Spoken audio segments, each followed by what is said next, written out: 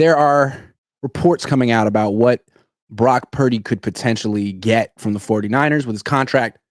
He's eligible to sign an extension today. He was in the locker room today and said he wants to get this done as quickly as possible. I bet you do. And there's a report. Do you have it in front of you? Yeah, let me pull it up. I sent it to you, but let me pull it up. I had it in front of me. I'm extremely unprofessional today. Let me see. Okay. 5 years, $290 million, $180 million in total guarantees. That's $58 million per year, which would make him the second highest paid player in football after Dak Prescott. What do you think of those numbers? Yuck.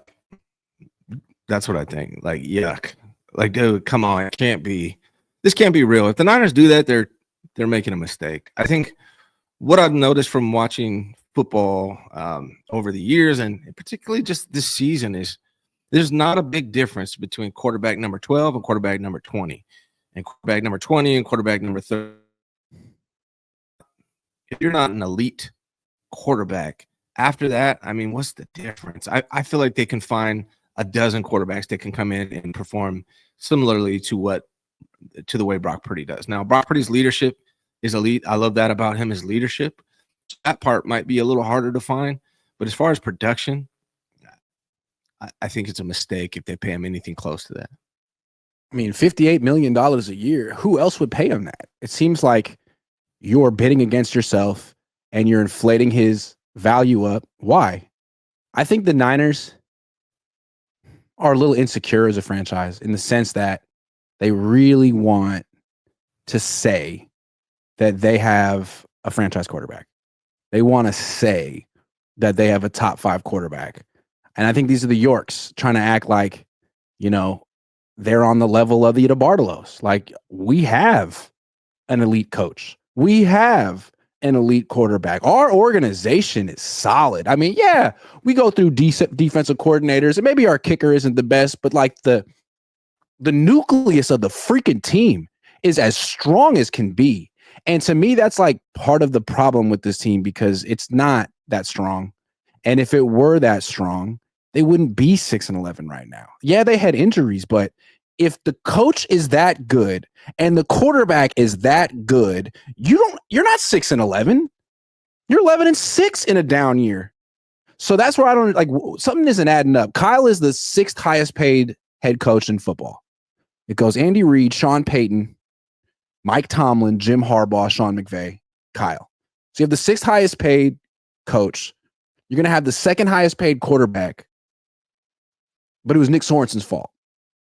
I don't know. It just doesn't, something's not adding up. But again, the Niners are so desperate to posture that they got it all under control. They got it all figured out.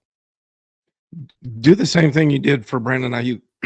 give Brock Purdy the opportunity to seek a trade and see what he can get somewhere else. And if he can find that, give them that option. It backfired with Brandon Ayuk because Brandon Ayuk was able to find a lot of people that were willing to pay him more than the Niners ended up paying him. It's not going to happen with Brock. Nobody's paying Brock Purdy $58 million besides the 49ers. That's how you know it's a mistake. They really got to take their time on this and make sure they don't paint themselves in a corner, because I like Brock Purdy, the person.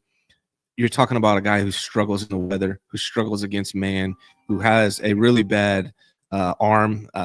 He just doesn't have good arm talent. He's leaving the ball short on all his deep throws. He's unhealthy from his arm standpoint, 3 injuries to his throwing arm since he's been here.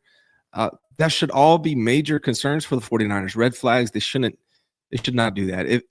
I'm going to stick to what I've been saying. The 49ers need to approach Brock Purdy and say, look, man, we need to see if you can bounce back, and we need to see if you can stay healthy. Remember when John Lynch said he wants Trey Lance to prove that he can stay healthy? They need to say that to Brock Purdy. You need to prove that your arm is healthy before we give you an extension. And that's what I would do. I don't think that's what the Niners do, but I also don't think the Niners pay him $58 million. I don't think they're that stupid. I think they pay him something, but it's not going to be what was reported. I would be shocked. Here's what's so disconcerting. I feel like me and you and people who are critical of the 49ers, like, our whole lens is like, okay, but you didn't win the Super Bowl. You throw yourself these parades, metaphorically. People constantly call you such a cutting edge team, but you haven't really won the Super Bowl yet. And now you're telling me that paying Brock Purdy $58 million a year or close to it is the winning move? That's what you've been waiting to do? Like, Patrick Mahomes makes $45 million a year. So does Josh Allen. And you're going to pay Brock Purdy $58 million a year or close to it and win the Super Bowl? Here's the thing. No, you won't. So if winning the Super Bowl really is the goal, like it was for the DeBartolos, you won't do this. But with the Yorks, I always question that. Is winning the Super Bowl the goal, or is getting close, being in the mix, being able to charge a lot for season tickets and selling a lot of merchandise and being on national television? Is that good enough? Because it frankly seems like it has been good enough for this ownership group the last 10, 15 years. That's the minimum requirement, I think, for New York. That's what they want as a minimum. Like, let's compete. Let's sell tickets. That's what we need as a minimum. Like, you can jack up prices for tickets if you spend a hell of a lot of money on the quarterback. People understand it. Like, well, damn, I mean, if they're spending $58 million a year on this quarterback, we got to spend hella money on these tickets. It's all we're helping pay Brock. But if you get rid of the quarterback and jack up prices, people might be like, wait a second, what are we paying for? I was all in on the fantasy that this team was going to be a Super Bowl contender, and now I'm starting to wonder. Yeah, I don't. My gut feeling, based on what Brock Purdy does in the fourth quarter, what he does in the rain, what he does in the clutch moments, is that he's not going to win a Super Bowl with Kyle Shanahan. That combination it's not a Super Bowl winning formula. So you either have to replace the quarterback, replace the coach, or both. So spending $58 million a year, it seems like an absolute mistake. I could be wrong. I'd love to be wrong. Prove me wrong. Brock Purdy, Kyle Shanahan win a Super Bowl, I'd be thrilled. I just don't see it. It seems like an absolute mistake. I don't see the rush. You know, Russell Wilson got paid about $1 million from the Pittsburgh Steelers because the Broncos were paying his salary, right? 49ers can go look, Kirk Cousins is probably washed. I get it. But I feel like Kirk Cousins at $1 million is essentially like Brock Purdy at $1 million. Give it to me. Bring Kirk Cousins in for $1 million and tell Brock Purdy we want to see you, one, bounce back, and two, stay healthy. And it's your job to win. And if he holds out, you got Kirk Cousins for $1 million. Why not do that? That's what I would do. The way I look at Brock is that he stormed onto the scene, and what made Brock was that he trusted his instincts in ways that you wouldn't expect a young player to. Like, he got the ball, no hesitation, extremely decisive, was finding open guys. Then the Super Bowl happened, and he missed Ayuk on that third down in the fourth quarter, which would have put him in field goal range and won the game. You just didn't see him. He threw the ball to Jennings.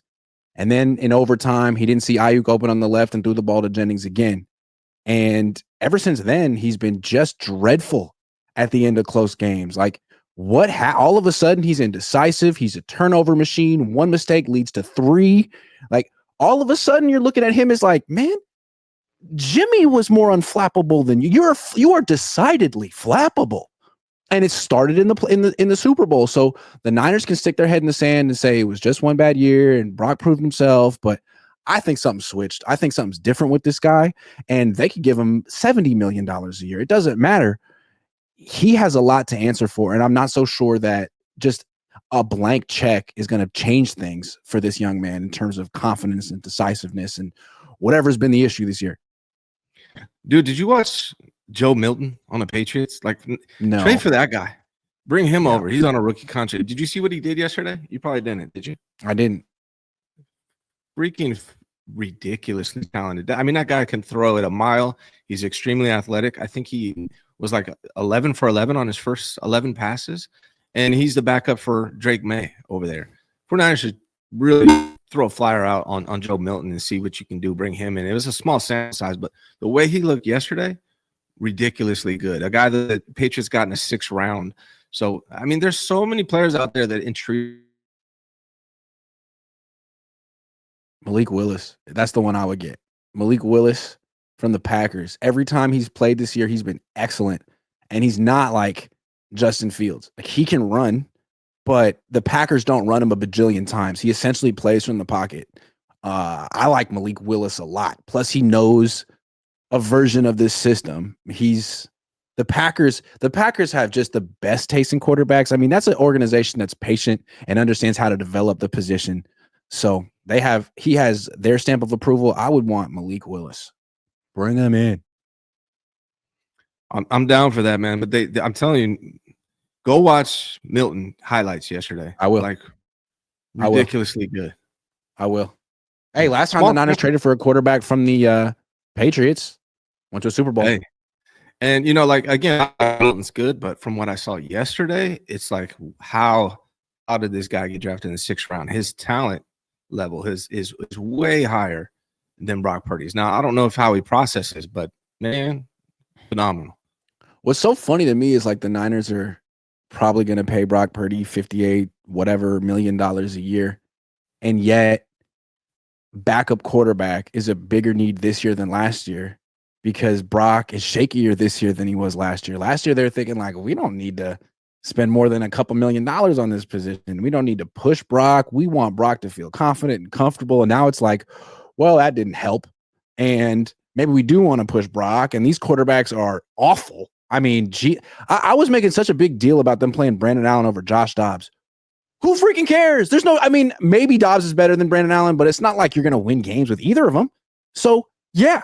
You could pay $58 million for your new starting quarterback, but you need a really good backup. And that probably means your starter isn't worth $58 million, because no quarterback is worth that much, while Mahomes is making 45. Allen's making 45. Agreed. I think it's going to be a mistake, but I really don't think Brock's going to get that. I don't. I think these reports, I don't know where they're coming from, but I don't think the 49ers are that ignorant. Like, that it would be an absolute catastrophe to me to pay him that much. He's a good quarterback. He's a good person. He's a good leader. He's not worth $58 million. And again, I think they will do it for all the wrong reasons. I'm with Ryan that they shouldn't do it for all the reasons he stated, but I think they will do it for the wrong reasons, because they want to be seen as having everything in order